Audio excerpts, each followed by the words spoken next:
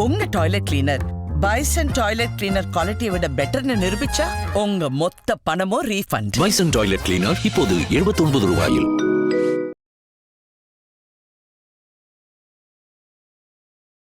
செங்கோட்டையன் நிறைய ஆட்களை கூட்டு வரேன்னு சொன்னாலும் யாரையுமே ஏடிஎம்கேன்னு கூட்டு வர முடியல. கட்சிகளை கூட்டு வரேன்னு சொன்னார், அந்த மாதிரி கட்சிகளும் யாரும் வரல. ஓகே, அவங்ககிட்ட பேசிகிட்டு இருக்கோம், இவங்ககிட்ட பேசிகிட்டு இருக்கோம் எல்லாம் சொன்னார். தேமுதிகவும் வரா மாதிரி தெரியல. வேறு சின்ன சின்ன கட்சிகள் யாரையும் கூட பிடிக்க முடியல. இவ்வளோ பெரிய நடிகராக இருக்கார், இவ்வளோ பெரிய ஆஃபர்லாம் கொடுத்தாரு, ஆட்சியில் பங்கெல்லாம் கொடுத்தாரு, யாருமே வரலன்றது முக்கியமான விஷயம். ஆனால் அவருக்கு ஒரு செல்வாக்கு இருக்கு. இதுவரையும் பைபோலார் பாலிடிக்ஸ் திமுக இருந்தது இல்ல, அவரே வராரு. எதிர்பார்க்கிறதும் மக்கள் அவருக்கு 40% ஓட்டை போட்டாங்கப்பா, அவரே வராருன்னா அது கேம் சேஞ்சிங். ஆக்சுவலா தமிழ்நாட்டோட வரலாறே மாறும் அந்த இடத்துல. திராவிட அரசியல் கொஞ்சம் பின்னுக்கு தள்ளப்படும் அந்த இடத்துல. திமுகவுக்கு போற ஓட்டை அவர் வாங்குற மாதிரி திமுக டேமேஜ் பண்ற அளவுக்கு அவர் கொண்டு போய் நிறுத்தணும். பாஜக தான்ப்பா விஜய்க்கு கடுமையான எதிரி, திமுக கூட கிடையாதுப்பா. இப்போ பாஜக எதிர் போட்டெல்லாம் விஜய்க்கு தள்ளி விட்டுறணும் அப்படின்னு அந்த எண்ணம் இருக்குல்ல, அந்த மாதிரி எண்ணத்தை உருவாக்கணும்னு பாக்குறாங்க. மைனாரிட்டி போன்றவரெல்லாம் அங்கே தள்ளி விடணும் ஓட்டை, அப்போ திமுகவுக்கு டேமேஜ் பண்ணலாம்ல. ஸோ பாஜக தான் திமுக விஜய் ரொம்ப கொடுமைப்படுத்துறானுங்க. சிபிஐ என்கொயரி எப்போதுமே ஒரு மன அழுத்தம் கொடுக்கக்கூடிய என்கொயரியாக இருக்கும். அவங்க ஒரே கேள்வியை பல தடவை கேட்பாங்க, பல்வேறு விதமாக கேட்பாங்க.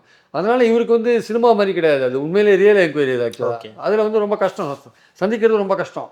அது ஒரு மன அழுத்தம் கொடுக்கும். அதில் அந்த மன அழுத்தத்தில் இவருக்கு சிபிஐ, இவர் தான் சொன்னார் சிபிஐ பாஜக ஆர்எஸ்எஸோட கைப்பாவை சிபிஐனாரு. அந்த சிபிஐட்டு இவரே போக வேண்டிய கட்டாயத்துக்கு தள்ளப்பட்டார்.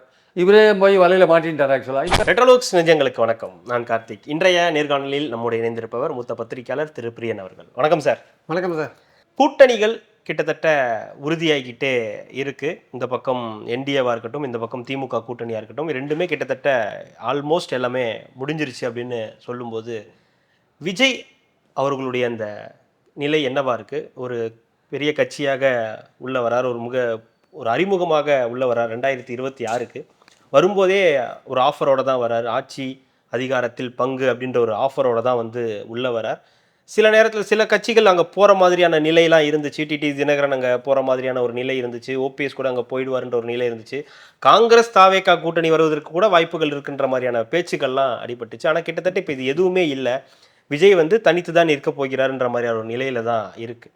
ஒருவேளை இந்த கூட்டணியெல்லாம் அமையாததுனால விஜயோட இந்த தனித்துவமான இந்த தனியாக நிற்க போகிறாருன்னா என்ன மாதிரியான சம்பவங்கள் நடைபெறதுக்கான வாய்ப்புகள் இருக்குது இந்த தேர்தலை பொறுத்த வரைக்கும்? இல்லை, அவர் கரூர் துயர சம்பவத்துக்கு முன்னாடி வேகமாக வந்தார். இப்போ ஒரு ஸ்பீட் பிரேக்கர் மாதிரி அவருக்கு பல விஷயங்கள் நடந்து போச்சு. ஓகே, இப்போ அந்த கட்சி சந்திக்கிற 2 விஷயம் என்னன்னா, ஜனநாயகம் எப்போ ரிலீஸ் ஆகும், சிபிஐ என்கொயரி என்னவாகுன்றதான் பாயிண்ட். அந்த 2 தாண்டி அவங்க சிந்திக்கிற மாதிரி தெரியல. செங்கோட்டையன் நிறைய ஆட்களை கூட்டு வரேன்னு சொன்னாலும் யாரையுமே ஏடிஎம்கேன்னு கூட்டு வர முடியல. கட்சிகளை கூட்டு வரேன்னு சொன்னார், அந்த மாதிரி கட்சிகளும் யாரும் வரல. ஓகே, அவங்ககிட்ட பேசிகிட்டு இருக்கோம், இவங்ககிட்ட பேசிகிட்டு இருக்கோம் எல்லாம் சொன்னார். தேமுதிகவும் வரா மாதிரி தெரியல. வேறு சின்ன சின்ன கட்சிகள் யாரையும் கூட பிடிக்க முடியல.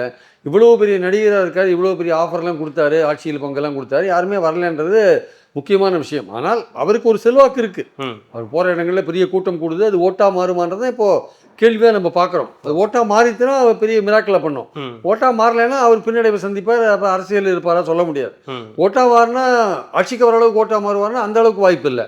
ஆனால் ஓட்டா மாதிரி யாரை டிஸ்டர்ப் பண்ணுவார், யாரை சேதப்படுத்துவார், யாரை ஸ்பாயில் பண்ணுவார், இல்லை இவர் வின் பண்ணுற அளவுக்கு வாக்குகள் வாங்குவாரான்றதெல்லாம் ரொம்ப பதில் தெரியாத கேள்விகள் மட்டும் இல்லை, பதில் யோசிக்கக்கூடிய ஒரு விஷயங்கள். ஆக்சுவலாக என்ன எப்படி இருக்குன்னு சொல்ல முடியாது. ஆனாலுமே ஒரு கேம் சேஞ்சரா ஸ்பாயிலரான்றது ஒரு பெரிய கேள்விக்குறியான விஷயமா. கேம் சேஞ்சர்னா என்ன, ஸ்பாயிலர்னா என்னவா இருக்கு? கேம் சேஞ்சர்னா ஸ்பாயிலர்னா ஒருத்தர் வெற்றி பெறுறதை தடுக்கிறது தான் ஸ்பாயில் பண்றது. இந்த தொகுதியில் அதிமுக எப்படி வின் பண்ணணும் அப்படின்னு நினைக்கிறேன். ஸ்பாயிலரே யாருக்குன்னு தெரியாது.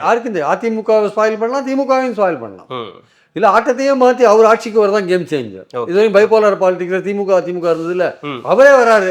எதிர்பார்க்கிறதும் மக்கள் அவருக்கு 40% ஓட்டை போட்டாங்கப்பா, அவரே வராருன்னா அது கேம் சேஞ்சிங். ஆக்சுவலா தமிழ்நாட்டோட வரலாறே மாறும் அந்த இடத்துல. திராவிட அரசியல் கொஞ்சம் பின்னுக்கு தள்ளப்படும் அந்த இடத்துல. ஆனால் அப்கோர்ஸ் விஜயோடைய சில பாயிண்ட்ஸ்லாம் திராவிட அரசியலில் கலந்துருக்க வச்சுக்கோங்க. இருந்தாலுமே அந்த கேம் சேஞ்சராக ஸ்பாயிலராக தெரியல. ஆனாலுமே அவர் கூட யாருமே வரல. இப்போ அவருடைய கவலை எல்லாமே இந்த சிபிஐ என்கொயரிலேருந்து எப்படி வெளில வருது, ஜனநாயகம் எப்படி ரிலீஸ் பண்ணுறது, அதுக்கு நடுவில் இப்போ தேர்தலும் நெருங்கிட்டு இருக்கு. தேர்தல் பிரச்சார குழு போடுறாரு, தேர்தல் அறிக்கை தயார் பண்ணுறது குழு போடுறாரு, எல்லாம் போடுறாரு. அது அவங்க வேலையை செஞ்சுட்டு இருக்காங்க. ஆனால் அவருக்கு 234 தொகுதியிலையும் போட்டி போடுறதுக்கு ஆள் இருக்கா, அவருக்கு ஃபினான்ஸ் எப்படி இருக்கு, இப்போ அவரே இந்த மாநாடுகள்லாம் எப்படி நடத்தினாங்க, கூட்டத்தெல்லாம் எப்படி நடத்தினாங்க, ஃபினான்ஸ்லாம் எப்படி மேனேஜ் பண்ணீங்கன்னு சிபிஐயில் கேள்வி கேட்குறாங்களா. சிபிஐக்கு அந்த மாதிரி கேள்வி கேட்கறதுக்கு உரிமை இருக்கான்னு தெரியல. ஏன்னா விசாரிக்க வந்தது வேற ஒரு விஷயம், செலவு பற்றி அவங்க கேட்குறாங்களான்னு தெரியல. இந்த மாதிரி ஒரு வதந்தியை கிளப்பி விட்டது பிஜேபி ஆதவங்க, வேற யாரும் இருக்காது. ஏன்னா இது வந்து பயமுறுத்துறதுக்காக கிளப்பி விடுவாங்க. இடி வருது, இடி விசாரிக்கும், அடுத்து என்ஐஏ வருதுன்னு திடீர்னு. இதெல்லாம் வந்து அவங்க பிஜேபி கிளப்பி விடுறது. இவர் எப்படியாவது விஜயை பயமுறுத்தி திமுகவுக்கு போகிற ஓட்டை அவர் வாங்குற மாதிரி, திமுக டேமேஜ் பண்ணுற அளவுக்கு அவர் கொண்டு போய் நிறுத்தணும். பாஜக தான்ப்பா விஜய்க்கு கடுமையான எதிரி, திமுக கூட கிடையாதுப்பா. இப்போ பாஜக எதிர் போட்டெல்லாம் விஜய்க்கு தள்ளி விட்டுறணும் அப்படின்னு அந்த எண்ணம் இருக்குல்ல, அந்த மாதிரி எண்ணத்தை உருவாக்கணும்னு பார்க்குறாங்க. மைனாரிட்டி போன்றவரெல்லாம் அங்கே தள்ளி விடணும் ஓட்டை, அப்போ திமுகவுக்கு டேமேஜ் பண்ணலாம்ல. ஸோ பாஜக தான் திமுக விஜயை ரொம்ப கொடுமைப்படுத்துறானுங்க அப்படின்ற அந்த ஒரு ஃபீலிங்கை உருவாக்கினா மைனாரிட்டி ஓட்டை வந்து விஜய் பக்கம் தள்ளி விட்டுலாம் திமுகன்னு பாஜகவுக்கு ஒரு எண்ணம் இருக்குது போல் இருக்கு. அந்த மாதிரி இதில் அவங்க செயல்படுறாங்கன்னு நினைக்கிறேன்.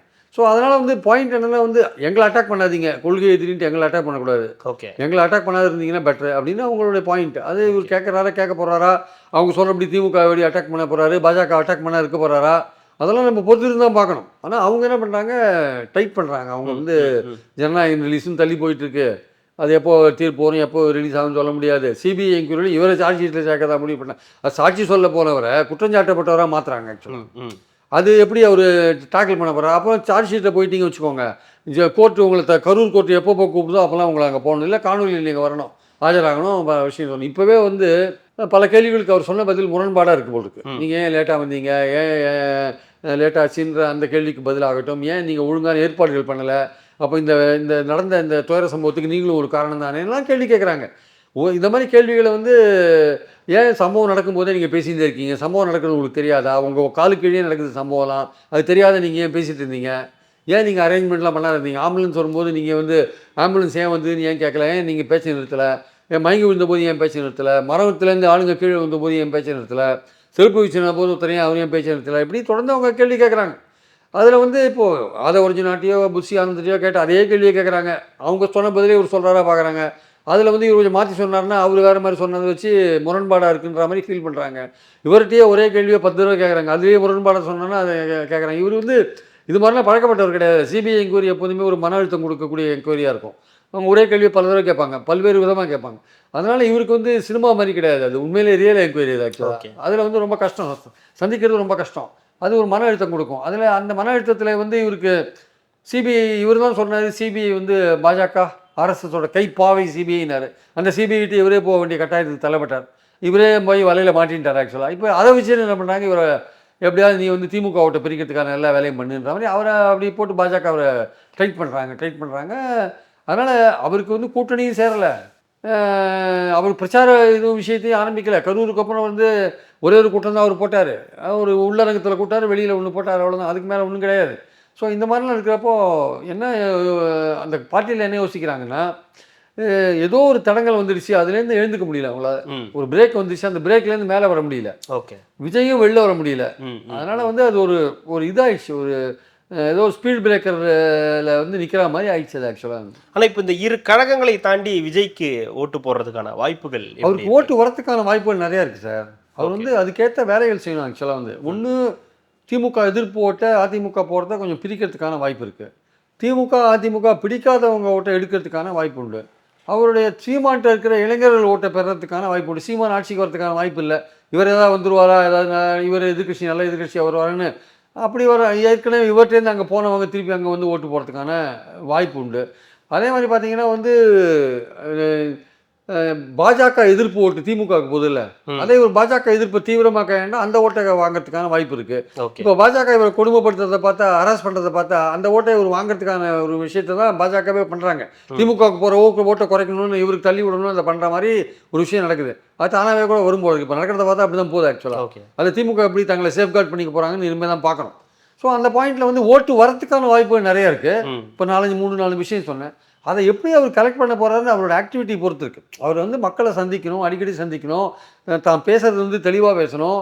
பல விஷயங்கள் எலெக்ஷனுக்கு அப்புறம் என்ன பண்ண போகிறோம், அவருடைய இதை செமி ஃபைனல்ஸில் நாங்கள் வந்து அதிமுக பீட் பண்ணிட்டோம், நாங்கள் ஃபைனல்ஸ் நோக்கி போயிட்டுருக்கோன்னு அதை ஒரிஜினல் பேசினார்.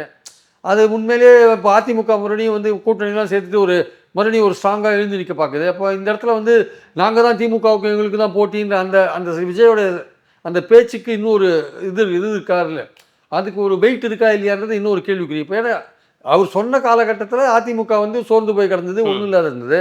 இப்போ அது வந்து பாஜக அதுவும் சேர்ந்துட்டு கொஞ்சம் ஆக்டிவேட் பண்ணிவிட்டு கொஞ்சம் நாங்களும் களத்தில் இருக்கோன்னு காமிக்கிற மாதிரியான விஷயங்களை பண்ணுறாங்க. அப்போ நீங்கள் எப்படி வந்து திமுகவுக்கு போட்டி நாங்கள் தான் தாவேக்கா சொன்னபோது அதிமுகவை வந்து சைட்லைன் பண்ணக்கூடிய அளவுக்கு தாவேக்கா வேலை செய்ய வேண்டிய கட்டாயம் இருக்குது. அது எந்த அளவுக்கு வேலை செய்ய போகிறாங்கிறத பொறுத்து தான் பார்க்கணும். இப்போ 2 பேருமே திமுக அட்டாக் பண்ணும்போது திமுக எதிர்ப்பாக்கள் 2ஆக பிரியறதுக்கான வாய்ப்பு இருக்குது. அது ஒருமுகமாக அதிமுகவுக்கு எடுத்துகிட்டு போகணுன்னா அது அதிமுக என்ன பண்ண போகுதுன்னு தெரியாது. ஒருமுகமாக தாவேக்காவுக்கு போகணுன்னா இவர் எப்படி திமுகவை எதிர்க்க போகிறாரு தெரியாது. ஸோ அந்த இடத்துல அவங்க 2 பேருக்குள்ள ஒரு போட்டி நடந்துட்டுருக்கு. ஆக்சுவலாக திமுகவுக்கு எதிரி நாங்களா அவங்களான்ற ஒரு போட்டி நடந்துட்டுருக்கு. அதில் வந்து தன்னை எப்படி பொசிஷன் பண்ண போகிறாரு விஜய்ன்றது ஒரு முக்கியமான கேள்வியாக இருக்குது ஆக்சுவலாக. ஆனால் இந்த கூட்டணிகள் சேராதது அவருக்கு ஒரு பெரிய பின்னடைவா? பட் இந்த கூட்டணி வந்தாலும் வராட்டாலும் அவருக்குன்னு ஒரு ஃபேஸ் வேல்யூ. ஒரு கூட்டணி சேர்ந்தது ஒரு டிடிவி தினகரனோ ஒரு ஓபிஎஸ் அவர்களோ ஒரு காங்கிரஸ் ஒருவேளை வந்திருந்தா கூட ஒரு கூட்டணி அமைக்கிற அளவுக்கு விஜய்க்கு ஒரு கெப்பாசிட்டி இருக்குன்ற ஒரு இடத்துக்கு மக்கள் பார்த்துருப்பாங்களா? அது ஒரு பின்னடைவா இப்ப பார்ப்பாங்களா? அந்த கெப்பாசிட்டி இல்லைன்னு பார்ப்பாங்களா? தினகரன்லாம் எப்படியாவது எடப்பாடிக்கு ஒரு தோல்வியை கொண்டு வரணும்னு நினச்சி தான் அங்கே போகணும்னு பார்த்தார். அங்கே போனால் உரிய மரியாதை கிடைக்குமா, விஜயை பார்க்க முடியுமா? இப்போ செங்கோட்டையன் போகிறாரு, அவராலேயே விஜயை பார்க்க முடியல, அவரே வந்து பாவம் வெயிட் பண்ணிட்டு இருக்காரு, அப்பாயின்மெண்ட் கேட்டு கூட அவர் பார்க்க முடியல அப்படின்ற மாதிரி அவர் மேலேயே விஜய் கோபமாக இருக்காருன்ற மாதிரி கூட சொல்கிறாங்க. அவர் அதிமுகலேருந்து ஆட்களை கூப்பிட்டு வரேன்னு சொன்னார், கூப்பிட்டு வரல, பல விஷயங்கள் சொல்கிறாங்க. செங்கோட்டையனே இஸ் நாட் ஹாப்பி, லோக்கலில் வந்து அங்கே இருக்கிற ரசிகர் மன்றமும் இவரும் மோதிட்டு இருக்காங்கன்ற மாதிரி செய்திகள்லாம் நிறைய வருது. ஸோ அவரே வந்து அன்ஹாப்பியாக இருக்காருன்னு சொல்கிறாங்க. அதனால் எல்லாருக்குமே விஜய்கிட்ட போகிறதுக்கு விஜயோட ஸ்டைல் ஆஃப் ஃபங்க்ஷனிங் இருக்குல்ல, அதை வந்து ஜீரணிக்க முடியாது உங்களால். அவர் ஒரு நாள் பார்ப்பார். இப்போ நாஞ்சில் சம்பத் எங்கே இருக்கார் சொல்லுங்கள்? நீங்கள் அவர் பேர் எப்போயாவது ஒரு விதத்தில் யூடியூப்ல அது அடிபட்டு இருந்தது இல்லை, இப்போ எங்கே இருக்கார்? ஒரு 20 நாளாக அவர் இருக்கிற இடமே தெரில பாருங்க. அப்போது அது மாதிரி போய் அங்கே சேர்றவங்க எதுவுமே பேச முடியாத போய் இப்போ நிலையில் வந்து எங்கே இருக்காங்கன்னு தெரியாத இடத்துக்கு போயிட்டாங்க. அப்போ விஜயே ஆக்டிவிட்டி இல்லாத இருக்கும்போது மற்றவங்களுக்கு என்ன ஆக்டிவிட்டி இருக்க முடியும்? ஸோ விஜய் எப்படி நடத்துவார் அப்படின்ற ஒரு விஷயம் இருக்குல்ல. இப்போ நீங்கள் இப்போ நாஞ்சில் சம்பத் சுயமாக வந்து ஒரு பேட்டியோ ஏதோ கொடுக்க முடியுமா? அவர் கொடுத்தாருன்னா நீங்கள் இந்த கொடுத்தீங்க அப்படின்ற ஒரு கேள்வி வரும்ல. இப்போ அவர் வேறு ஏதோ ஒரு கட்சியில் இருந்தால் வச்சுக்கோங்க, அவர் என்ன பேசினாலும் யாரும் கண்டுக்க மாட்டாங்க. இப்போ அப்படி விஜய் பார்ட்டியில் அப்படி இல்லை. விஜய் பார்ட்டியில் இப்போ பேசுகிறவங்கெல்லாம் வந்து 1-2 பேர் தவிர யாரும் அஃபிஷியல் ஸ்போக்ஸ் பர்சன் கிடையாது. அவங்க ஏதோ பேசுகிறாங்க, விஜயோடைய ரசிகர்களாக இருக்காங்க, பேசுகிறாங்க, அந்த ரேஞ்சில் தான் போயிட்டுருக்கு. அதனால் போகிற பார்ட்டிகளும் யோசிக்கிறாங்க, அங்கே ஒரு கௌரவம் கிடைக்குமா கிடைக்காதா அப்படின்ற பாயிண்ட்லாம் அவங்க யோசிக்கிறாங்க. ஸோ அந்த பாயிண்டில் வந்து விஜய்க்கு வந்து போய் சேரத்துக்கு யோசிக்கிற போது இப்போது தேமுதிகவும் அங்கே போகிற மாதிரியான வாய்ப்பு குறைஞ்சி போச்சு. ஆக்சுவலாக அவங்க அதிமுகன்றது கிட்டத்தட்ட முடிவான ஒரு விஷயம். திமுக 6 சீட் தான் கொடுப்பேன்ட்டாங்க, ராஜ்யசபா கிடையாதுன்னு சொல்லிட்டாங்களாம். அதனால் ராஜ்யசபா முதல்ல கொடுக்கறதா சொன்னாங்க, இப்போ கிடையாதுன்ட்டாங்க அப்படின்னு சொல்கிறாங்க தேமுதிகவில். அதனால் நாங்கள் வந்து பியூஷ் கோயல் வந்துட்டார், அவரை பார்த்துட்டு 12+1, அதாவது 12+1 ராஜ்யசபா. ஆனால் அந்த ராஜ்யசபாவை வந்து எடப்பாடி கன்ஃபார்ம் பண்ண மாட்டேங்கிறார். ஏன்னா அவருக்கு வரப்போகிறதே 2 சீட் தான் அதிமுகவுக்கு. அது ஒன்று அன்புமணிக்கு ப்ராமிஸ் பண்ணிட்டாரு, ஒன்று வாசன் வந்து கெடுபிடி பண்ணிட்டு இருக்காரு, எனக்கு கூடுன்ட்டு. வாசனுக்கு பாஜக ரெக்கமெண்டேஷனு போராட்டத்துக்கு தேமுதிகவுக்கு போன வாட்டியை கொடுக்க வேண்டியது பாக்கி இருக்குது. அப்போ 3 பேர் போட்டி, 2 சீட்டுக்கு 3 பேர் போட்டி. அப்போ அவங்க கட்சி ஆளுங்களுக்கு அவர் என்ன கொடுப்பாரு? அவங்க கட்சி ஆளுங்களுக்கு என்ன கொடுப்பாரு? 2 தூக்கி தோழமை கட்சிகளுக்கு கொடுத்துட்டாங்கன்னா அதிமுககாரனுக்கு ஒன்றுமே கிடைக்காது. எலெக்ஷனுக்கு அப்புறம் நீங்கள் ராஜ்யசபா உறுப்பினர் எலெக்ட் பண்ணுற அளவுக்கு நீங்கள் வரணும், எவ்வளோ பேர் எலெக்ட் பண்ணுவீங்க அதெல்லாம் ஒன்றுமே யூகிக்க முடியாது. அதெல்லாம் அப்போ இருக்கிற 2 வேகன்சியில் நீங்கள் தூக்கி 2 தூக்கி தோழமை கட்சி கொடுத்துட்டீங்கன்னா அப்போ தேமுதிகவுக்கு ஒரு சந்தேகம் வருது. அப்போ இந்த வாட்டி எடப்பாடி ஏமாற்ற போகிறது அன்புமணியா பிரேமலதாவையா? அதுதான் பாயிண்ட்டிங்க. அது என்ன ஏமாத்திட்டாருன்னா மறுபடியும் என்ன பண்ணுறதுன்னு, அன்புமணிக்கு நம்மளை ஏமாத்திட்டாருன்னா என்ன பண்ணுறது? அப்போது அவர் அனௌன்ஸ் பண்ணுவாருன்னா அவர் வந்து யாருக்கு கொடுக்க போகிறேன்னு சொல்லலை, அவர் பேசாமல் இருக்கார். அப்போ இந்த ஒரு சந்தேகத்தோடு தான் பிரேமலதா பியூஷ் கோயலை பார்க்குறாங்க. அதை வந்து பாஜக வந்து கேட்டு கன்ஃபார்ம் பண்ணி சொல்லுவாங்களா இல்லையான்றதை பொறுத்து இருந்தால் பார்க்கணும். 3 பேர் 2 போஸ்ட்டுக்கு எடப்பாடியை நெருக்கிறாங்க போட்டு. கண்டிப்பாக சார், அடுத்தடுத்த நிகழ்வுகளில் தொடர்ந்து பேசலாம். மிக்க மகிழ்ச்சி. தேங்க்யூ.